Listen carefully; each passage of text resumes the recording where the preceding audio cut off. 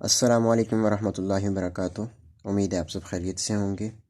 आज की वीडियो में हम नेक्स्ट टॉपिक स्टार्ट करेंगे, predicates and quantifiers. Last video में हम एक्सरसाइज 1.3 को डिस्कस कर चुके हैं और उसके लॉन्ग क्वेश्चंस हम कंप्लीट सॉल्व कर चुके हैं। सबसे पहले इसमें हमारे पास जो चीज़ आती है वो है सब्जेक्ट। अब ये दो डेफिनेशंस हैं सब्जेक्ट और प्रेडिकेट की, ये पेपर्स में भी आ जाती हैं, तो ये आपने इनको याद रखना है। सब्जेक्ट क्या है? The subject of a sentence is the person, place, thing और आइडिया दैट इज़ डूइंग और being something.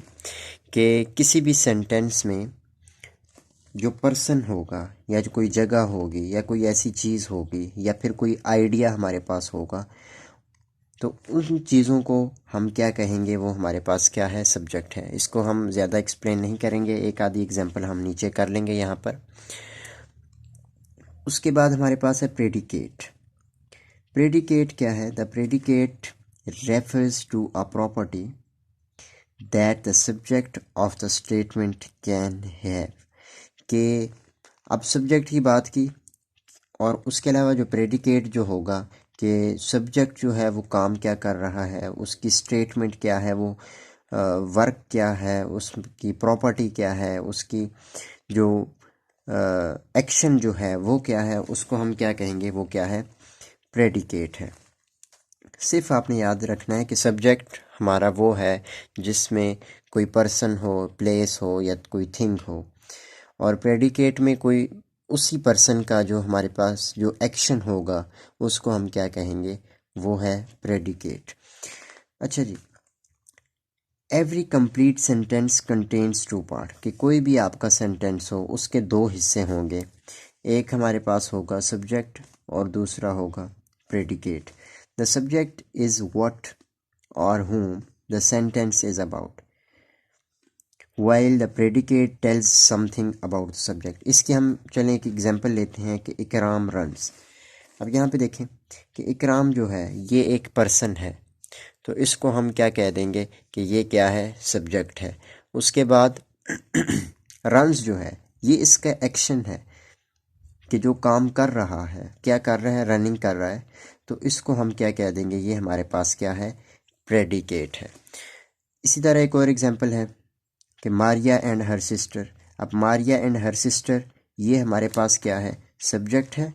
Walk every morning ये हमारे पास क्या होगा, प्रेडिकेट बन जाएगा। ये थी एक छोटा सा टॉपिक है, एग्जांपल आ जाती है पेपर में इसकी, सब्जेक्ट और प्रेडिकेट का डिफरेंस, और इनकी एक एक एग्जांपल आपने इसको बता देना है कि क्या होते हैं।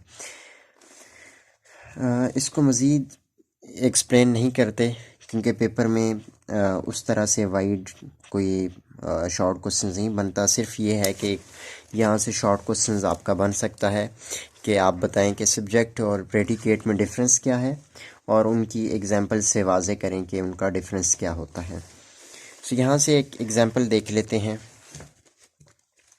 एग्जांपल नंबर 1 हमें कह रहा है कि let P of x denote the statement. कि P ऑफ x एक स्टेटमेंट है उसको, और वो हमारे पास क्या है कि x is less than 5।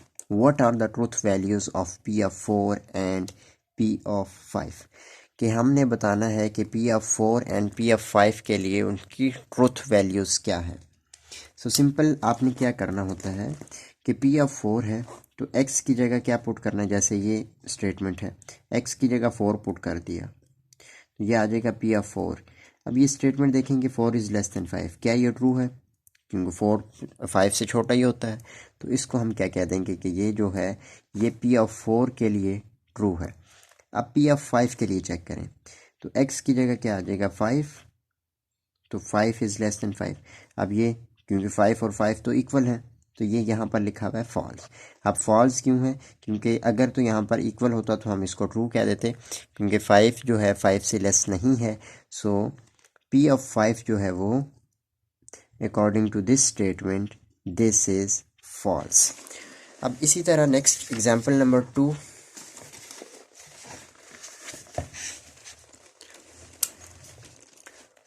Late A of x denote the statement. हमें A A of x statement given है। स्टेटमेंट क्या है, computer x is infected by virus.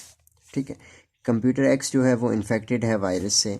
Suppose that of the computer on campus only CS1 and math 2 के दो campus हैं, एक CS1 है और दूसरा है math 2, are currently infected by virus, कि वो अभी वायरस से इन्फेक्ट हुए हैं। व्हाट आर ट्रूथ वैल्यूज़, कि हमने ट्रूथ वैल्यूज़ बतानी है CS1, CS2 और मैथ 1 के लिए एंड अ मैथ 2। अब देखें स्टेटमेंट क्या है, computer x is infected by virus, हमें गिवन है ACS1 is infected by virus, computer CS2 infected by virus. तो ये सारे आपने लिख लेने हैं कि ये जो है ये हमारे वायरस से इन्फेक्टेड हैं। It is the given that only CS1 and math 2 are currently infected. अब देखें यहाँ पर हमें बताया हुआ है कि math CS1 and math 2 are currently infected by virus, कि वो अब भी इन्फेक्टेड बाय वायरस हैं। सो CS1 एंड मैथ 2 कौन कौन से हमें CS1 और मैथ 2 आर ट्रू। ठीक है, क्योंकि ये करंटली इन्फेक्टेड हैं वायरस से, वाइल बाकी जो हैं वो फॉल्स हो जाएंगे, क्योंकि वो जो हैं वो हमारे पास वायरस से इन्फेक्टेड नहीं हैं, तो इनको हम क्या कह देंगे, false. We can also have statement that involves more one variable for instance. Consider the statement y is equals to x square plus 1, कि हमारे पास अगर एक या एक से ज़्यादा स्टेटमेंट, एक से ज़्यादा जो स्टेटमेंट होंगी उनके लिए हम ये इक्वेशन यूज़ करते हैं q ऑफ एक्स वाई, ये हम यूज़ करके y is equals to x square plus 1, तो इसके ज़रिए हम इनकी ट्रूथ वैल्यूज़ को बता सकते हैं। लेकिन उसके लिए क्या है कि हमारे पास x और y जो है वो गिवन होने चाहिए। सो इनको भी ज़्यादा हम एक्सप्लेन नहीं करेंगे, इतना कोई ये बड़ा टॉपिक नहीं है, सिर्फ ये है कि एक डिस्कशन हो जाए पेपर एक्सरसाइज स्टार्ट करने से पहले। उसके बाद है एग्जाम्पल नंबर 3, ये आप तैयार कर लीजिएगा, ये पेपर में आ सकती है। Let q of x denote the statement, हमें q ऑफ एक्स वाई जो है वो स्टेटमेंट हमें गिवन है, y is equals to x square plus 1। What are the truth values of the propositions, हमें Q12 गिवन है, Q11 गिवन है, Q310 given है। अब देखें ये फर्स्ट x है, सेकंड y है, ये x है, ये y है, ये x है, ये y है। सिंपल, क्योंकि हमें पता है कि ये जो स्टेटमेंट है वो इससे हम डिनोट कर रहे हैं q of x y is equals, ये स्टेटमेंट जो है वो है y is equals to x square plus 1। Simple क्या करना है, पहले हम इसको चेक करते हैं, तो x की जगह 1, y की जगह 2, तो 1 का स्क्वायर 1 होगा, तो 1 plus 1 is equals to y, तो y क्या है 2, तो ये इसके लिए क्या हो जाएंगे, ट्रू। इसी तरह 1 1 पुट करें तो ये फॉल्स हो जाएगी, क्योंकि इस साइड पे 2 आ रहा है, इस साइड पे 1 आ रहा है। सिंपल आप यहाँ पर इसको इक्वेशन का नाम दे दें, इसको 1 कह दें, फिर इसको पहले 1 में पुट करें, फिर इसको 1 में पुट करें, फिर इसको 1 में पुट करें, तो यहाँ से आपको ट्रूथ वैल्यूज़ मिल जाएंगी। तो इसके लिए ट्रू बनेगी, यहाँ पे फॉल्स बनेगी, इसके लिए अगेन आपकी जो ट्रूथ वैल्यूज़ हैं वो ट्रू बन जाएगी। क्वेश्चन नंबर 4 सिमिलरली इतना बड़ा क्वेश्चन पेपर में आने वाला तो नहीं है, लेकिन ये है कि कॉन्सेप्ट आपने इसको जहन में रखना है, जिस तरह से एग्जाम्पल नंबर 2 थी वो आपने डिस्कस कर लेनी है। उसके बाद है एग्जाम्पल नंबर 5। एग्जाम्पल नंबर 5 है, अब जिस तरह से हमने एग्जाम्पल नंबर 3 की, उसमें क्या था कि 2 पॉइंट्स थे एक्स वाई, अब इसमें 3 पॉइंट्स हैं एक्स वाई जी।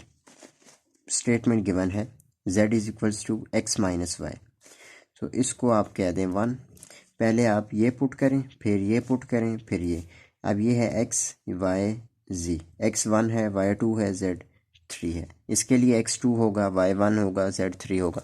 तो ये सिंपल आपने इक्वेशन नंबर 1 में पुट करना है। x एक देख लें यहाँ से कि z क्या है, यहाँ पे 3 है, तो z की जगह 3 आ गया, x की जगह 1 माइनस और y की जगह 2, so 3 is equals to 1 minus 2, 1 minus 2 जो है ये हमारा इक्वल होगा -1 के, एंड 3 जो है -1 के इक्वल तो नहीं है, तो इसको हम क्या कह देंगे, ये फॉल्स है।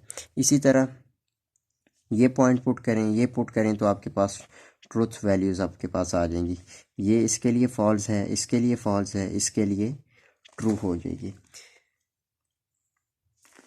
सो ये कुछ एग्जांपल्स हैं, आपने इनको देख लेना है। सिर्फ यहाँ पर जो एग्जांपल नंबर 5, एग्जांपल नंबर 3 और एग्जांपल नंबर 1, 5 और 3, ये 3 एग्जांपल्स आपने तैयार कर लेनी है, ताकि आपको क्लियरली इसकी समझ आ जाए। ये जैसे ही एक्सरसाइज कंप्लीट होगी तो उसके बाद मैं आपको एक पेपर बना दूंगा चैप्टर नंबर 1 के लिए, जो कि आप उसको सॉल्व करें ताकि आपको क्लियरली उसकी समझ भी आ जाए। अब हम नेक्स्ट जो टॉपिक है वो है universal quantifier and universal quantifiers, quantifications and universal quantifiers. अच्छा जी, the universal quantifications of P of x is the statement P of x for all values of x in the domain। इसको थोड़ा सा हम read out करते हैं। The notation for all x, ये वाला जो साइन है ये यूज़ होगा फॉर ऑल एक्स के लिए। For all x p x denotes the universal quantifications of P of x here for all is called the universal quantifier। ये वाला जो साइन है उसको हम पढ़ेंगे आगे कि यूनिवर्सल क्वांटिफायर जो पूरी उसकी डिनोट हम जिस तरह से करेंगे। We read for all x p x as for all x p of x, और या तो इस तरह हम पढ़ सकते हैं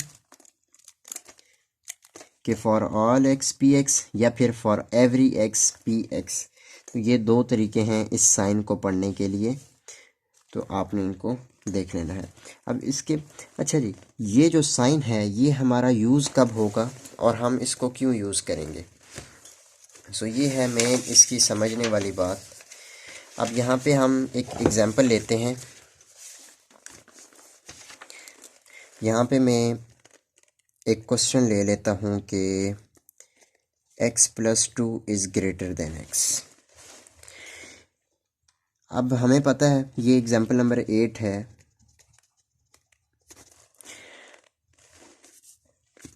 अब मैं फॉर ऑल x, इसका मतलब क्या है कि x के लिए अगर मैं कोई भी वैल्यू पुट कर दूं तो ये जो स्टेटमेंट है ये क्या होनी चाहिए, ट्रू होनी चाहिए। तो इसका मतलब है कि फॉर ऑल x की कोई भी वैल्यू हो जाए। तो पहले तो इस स्टेटमेंट को हम कह देते हैं कि P ऑफ x स्टेटमेंट जो है ये हमारी है x+2 is greater than x। अब मैं इस स्टेटमेंट को चेक करूँगा कि अगर तो मैं 0 पुट करूँ, 0+2 इज़ ग्रेटर देन 0, तो ये आ जाएगा 2 इज़ ग्रेटर देन 0। अब इसी तरह कोई और नंबर चेक करते हैं, 1+2 इज़ ग्रेटर देन, यहाँ पे 1 पुट करें तो 3 इज़ ग्रेटर देन 1, ये इसके लिए भी ट्रू है, इसके लिए भी ट्रू है। यहाँ पर जो मर्ज़ी वैल्यूज़ आप पुट करते हैं x की, तो जिस मर्ज़ी वैल्यू को आप यहाँ पे पुट करेंगे तो उसके लिए आपकी ट्रू P ऑफ x जो है वो आपकी क्या आएगी, ट्रू आएगी। इन केस हम क्या कह सकते हैं कि for all x P of x is true. ये था एक सिंपल सा क्वेश्चन है, इसको आपने देख लेना है कि फॉर ऑल x, जो इसका मतलब ही यही होता है कि x की कोई ऐसी वैल्यू ना हो जिसके लिए आपकी स्टेटमेंट फॉल्स हो या फिर एग्जिस्ट ना कर रही हो, कि एवरी वैल्यू ऑफ x,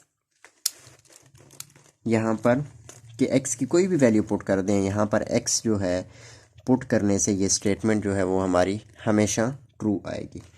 तो ये था। अच्छा जी, उसके बाद एक इसकी आ जाती है काउंटर एग्जांपल्स, कि इसकी जो उलट एग्जांपल्स होंगे उनको हम कहेंगे इसकी काउंटर एग्जांपल्स। अच्छा जी, अब इसका मतलब क्या होगा कि हम x की जगह कोई भी वैल्यू पुट करें तो x की आंसर जो है वो स्टेटमेंट का फॉल्स आना चाहिए। अब जैसे इसी को हम अगर यूँ लिखते हैं x plus 2 is less than x। तो x की वैल्यू यहाँ पे कोई भी पुट करते जाए, उसके लिए तो ये स्टेटमेंट फॉल्स होती जाएगी, क्योंकि ये यहाँ पर प्लस 2 है, ये बढ़ती जाएगी और ये तो सेम रहेगी। तो in case for all x p of x जो है ये फॉल्स हो जाएगी। फर्स्ट कंडीशन क्या थी कि x की कोई भी ऐसी वैल्यू ना हो जिसके लिए आपका फंक्शन जो है या आपकी स्टेटमेंट जो है वो फॉल्स हो, ये फर्स्ट कंडीशन थी। दूसरी स्टेटमेंट कि अगर हम उस स्टेटमेंट को उलट कर दें तो x के लिए कोई ऐसी वैल्यू ना हो या x की कोई ऐसी वैल्यू ना हो स्टेटमेंट के लिए जिसको हम पुट करें तो आपका रिज़ल्ट जो है वो फॉल्स आ जाए या ट्रू आ जाए। अगर फॉल्स आ रहा है तो फॉर ऑल x कि x की कोई ऐसी वैल्यू ना हो जिसके लिए आपकी स्टेटमेंट जो है वो ट्रू आए, हमेशा फॉल्स आनी चाहिए। तो अगर फॉल्स आएगी हर स्टेटमेंट के लिए, हर नंबर के लिए, तो तब हम उसको कहेंगे कि ये यूनिवर्सल क्वांटिफायर के एग्जिस्ट करता है, यूनिवर्सल क्वांटिफायर यहाँ पर। अच्छा जी, उसके बाद हमारा आ जाता है एग्जिस्टनल।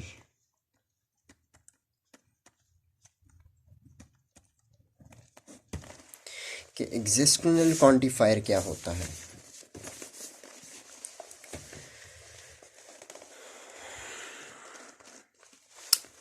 तो ये हमारे पास है the existential quantifications of P of x is the statement there exist an element x in the domain such that P of x. The notation, ये इसकी नोटेशन है। Existence of P of x denotes the existential quantifications of p of x here, कि इसको आप existence का sign पढ़ सकते हैं, is called the existential quantifier. We read existential p of x for some, कि x की कुछ वैल्यूज़ के लिए आपका फंक्शन ट्रू होगा, अदरवाइज़ कुछ वैल्यूज़ ऐसी भी होंगी जिनके लिए आपका फंक्शन फॉल्स हो सकता है। या फिर अगर इसकी काउंटर एग्जांपल को देखें तो कुछ वैल्यूज़ ऐसी होंगी जिनके लिए आपका फंक्शन फॉल्स होगा और कुछ वैल्यूज़ ऐसी होंगी जिनके लिए आपका फंक्शन ट्रू होगा। सो ये हमारा होगा एग्जिस्टनल क्वांटिफिकेशन या फिर क्वांटिफायर्स। इसकी एग्जांपल हम ले लेते हैं यहाँ से कि x इज़ ग्रेटर देन 5, कि x जो है वो 5 से बड़ा है। लेकिन हमें पता है कि अगर यहाँ पर हम 1 लिखते हैं, 1 इज़ ग्रेटर देन 5, तो ये स्टेटमेंट तो फॉल्स हो जाएगी। इसका मतलब क्या है कि x की कुछ वैल्यूज़ के लिए, अब वो कुछ कौन सी होंगी कि 5 से बड़ी टर्म्स होनी चाहिए, 6 होनी चाहिए, 7 होनी चाहिए, 8 होनी चाहिए, उसके लिए ये स्टेटमेंट ट्रू होगी, अदरवाइज़ वो स्टेटमेंट आपके ट्रू नहीं होगी। अब इसको हम कुछ इस तरह से लिख सकते हैं कि अगर मैं 1 इज़ ग्रेटर देन 5 लिखूं, स्टेटमेंट क्या होगी, फॉल्स। 6 इज़ ग्रेटर देन 5 लिखूं, स्टेटमेंट क्या होगी, फॉल्स। तो इनकी जो ट्रूथ वैल्यूज़ हैं वो चेंज हो रही हैं। तो इसका मतलब क्या है कि for some x p of x is true, तो ये इसका रिज़ल्ट आ जाएगा।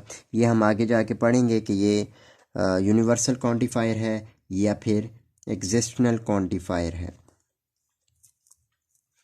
इसी तरह एग्जाम्पल नंबर 11 जो है वो है x is equals to x plus 2, कि x की जगह हम कुछ अगर नंबर पुट करें, अब जैसे मैं यहाँ पर 1 पुट कर दूँ तो ये तो आ जाएगा 1 + 2, ये 3 आ जाएगा, ये 1 है। अगर 0 पुट करें तो ये आ जाएगा 0 + 2, लेकिन ये 0।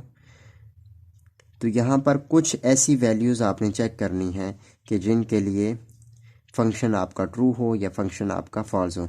अब क्वेश्चन पढ़ते हैं, example number 11। Let p of x is x is equals to x plus 2, what is the truth values of the existential quantifications. अच्छा, इसके लिए जो हमारी एग्जिस्टनल क्वांटिफिकेशंस जो है वो है for some x p of x is x plus 2 is false for all x, कि हमारी x की जगह हम अगर सारी वैल्यूज़ पुट करें, यहाँ पर अगर मैं 1 पुट करूँ तो फॉल्स आ रहा है, 2 पुट करूँ तो फॉल्स आ रहा है, 3 पुट करूँ फॉल्स आ रहा है। तो इसका मतलब क्या है कि x की वैल्यूज़ ऐसी हैं कि जिनके लिए हम इसको फॉल्स कह सकते हैं, हमारी ट्रू वैल्यूज़ नहीं आएंगी। तो ये हमारी जो एक्जिस्टेंशियल क्वांटिफिकेशंस की एक बेसिक चीज़ है कि आपकी कुछ वैल्यूज़ ऐसी हों जिनके लिए आपका जो स्टेटमेंट है, आपका जो फंक्शन है, वो फॉल्स आए।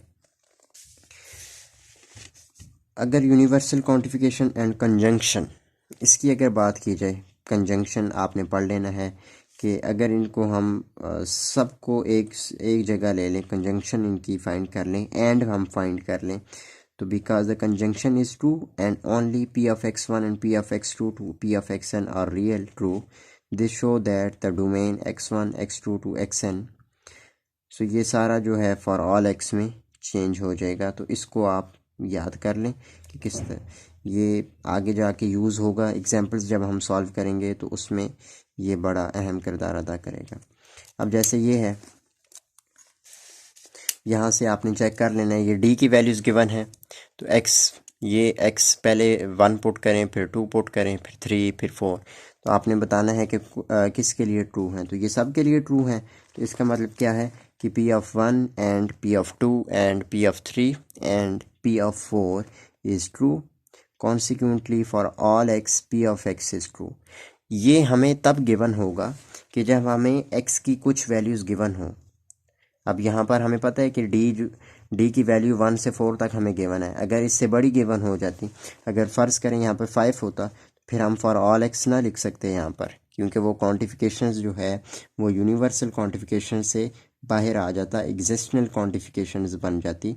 तो दैट्स वाई हमें अगर तो x की कुछ वैल्यूज़ गिवन हों, उसके लिए आपका फंक्शंस सारी वैल्यूज़ ट्रू आ रही हों, तो तब हम उसको क्या कहेंगे, ये फॉर ऑल x, या फिर उसको यूनिवर्सल क्वांटिफिकेशन हम कहेंगे।